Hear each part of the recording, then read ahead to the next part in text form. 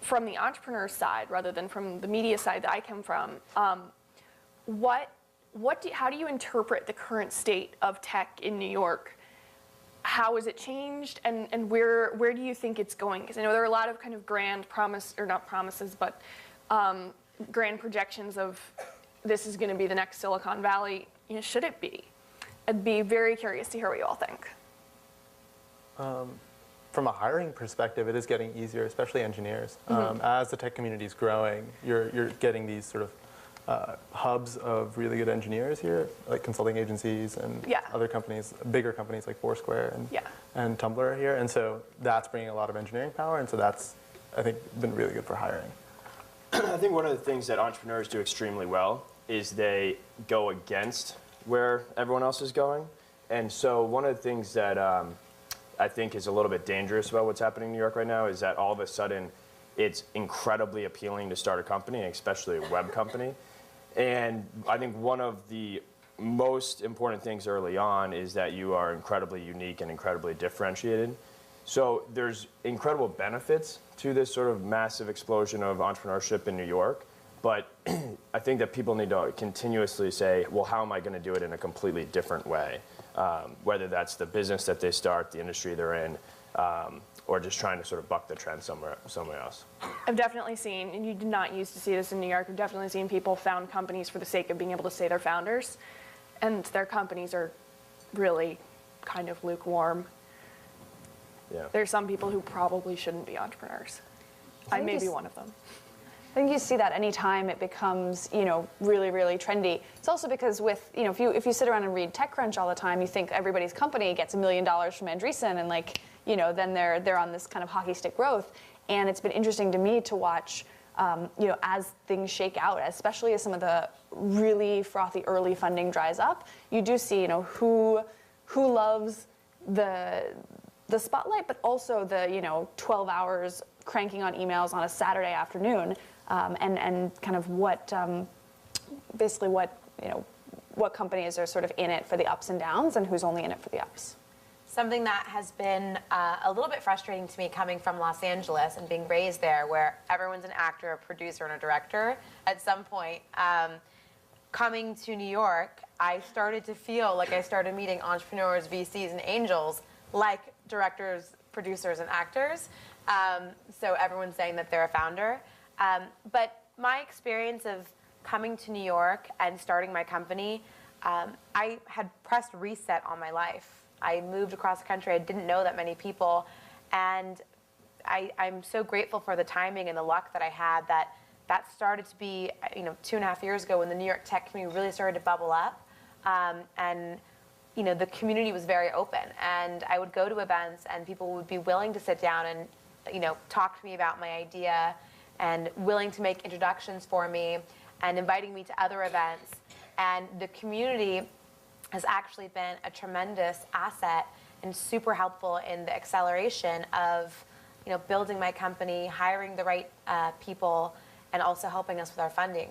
So, the community is very real, and I think that as more companies are starting in New York and doing well, it is, of course, going to cause this ripple effect where everyone wants to, me too, start a company. But there is something very special and tremendous about the New York tech community that I have experienced personally. And it's, it is really special. Do you think it's going to stay that way? Because I know that there's a lot of talk right now about the Series A crunch. Venture capital is harder to find right now than it was even a year ago. And there's definitely a sense of community here, I think in part because we look at Silicon Valley and how sometimes in the startup world that's there right now, there's just this really, really intense competition. And New York, with this perspective of all these other industries, I think we like to say that we have perspective to get beyond that and to help each other rather than just be at each other's throats. But as things are, because most of the entrepreneurs in New York right now are first time, I would say, and as things get a little bit more difficult, as they're trying to get a Series B and maybe they can't do it, is that community going to stay, or are people going to start to kind of get on edge, do you think?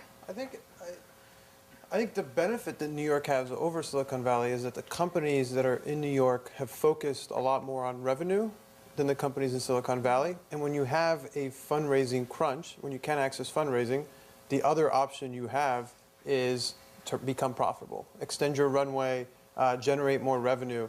And I think the companies in New York, if there does become like a real Series A crunch, then the companies in New York are better off because I think a lot of them have business models, they have revenue that they're trying to generate. You hear Catherine talking about how she's like, oh, I'm signing up this person to selling our information here, or signing up this deal, et cetera. Whereas in Silicon Valley, you often hear people never talk about, like, don't worry about business models, don't worry about revenue. So I think from a Series A crunch, it's good. But I think New York tech is almost like a foregone conclusion in my mind at this point. And the reason why I say that is I think it's all about having role models and examples that have been set.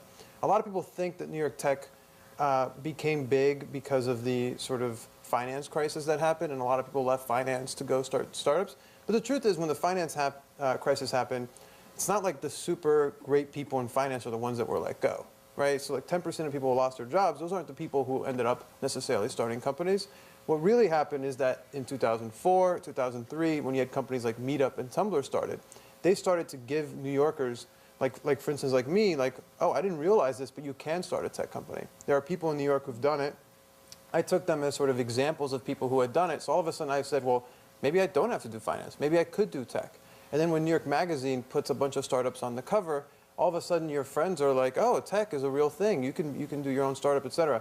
And we've got companies like Tumblr and companies like Foursquare that have gotten big enough. And whether or not they have huge financial success or moderate financial success, they've basically set the path for everyone else. They've basically said, it's possible, you can do it. Google has opened up an office in New York. There's tons of engineers here. Facebook has opened up an office. Twitter has opened up an office. It's a foregone conclusion in my mind. Now, will it be bumpy? Of course it'll be bumpy. It's always bumpy. There will be a bunch of startups that fail, some startups that succeed. But I think at this point, it's like a foregone conclusion that New York tech is here to stay. The examples have been set. The engineers have come. And I think it's going to be, it's going to be here to stay. And who's great to hire? I mean, if I see a resume from someone who's been in a startup, even if that startup has failed, I'm almost more excited by that resume because they've been in the trenches. They've seen, presumably some things that have worked and some things that haven't. And so I feel like, as sad as it is when a company doesn't work out, those people often either recycle and they start another company, they go work and make existing companies stronger. And to your point about revenue, when we were fundraising in Silicon Valley, about half the VCs that I spoke to told me, go back to your clients and stop charging them. I just want you to focus on growth. I was like, I'm getting like $10,000, $20,000 deals for an enterprise product that's solving a very clear pain point. Why on earth would I turn that money away? But there's very much, my investors in New York are like, how much is your revenue this much? How much is your revenue? How much is it growing? And not all, but a lot of people we spoke to on the West Coast were like, don't worry about that. Don't price because you don't know what you should price it at. So don't price it at anything. Give it away for free, and we'll worry about that later. And I disagree with that, but that's why I'm here. Community is something that's, I've mentioned a couple times, but going back to what Vin said about actually seeing that it's possible is huge. And, you're asking, is that community at stake? Is it going to go away? And I think, it is the duty of the entrepreneurs in New York and people at startups to kind of reach out and inspire other people to start companies. And I'm not saying I have very limited time and very limited bandwidth, but when people do email me and ask me for advice or ask if I can do a phone call, I mean, my head spins with emails, but I always try and find the time, whether it's one day out of the month on a Sunday where I dedicate to like getting back to people and helping. And it's part of that community of, if you can see, specifically with female entrepreneurs who I, personally, spend a lot of time with, if they can see someone who had the courage to jump and start a company, and they can see what that looks like, a year out, a year and a half out, even 3 months out, now they know that there is a path to go down. And so I think it is, there is a little bit of responsibility as someone who's doing it to always kind of look back to the people that are maybe 6 months, 9 months, a year and a half behind you and kind of drop the little breadcrumbs and say, come on, you can do it. And that is something I think that's really special about the New York community, but also I think that it's important that whether it is, you write a blog or you respond back via email or speak on panels like this, I think it's really important to kind of let people see that it's possible and also be very honest and transparent about what it really is, because it sucks sometimes.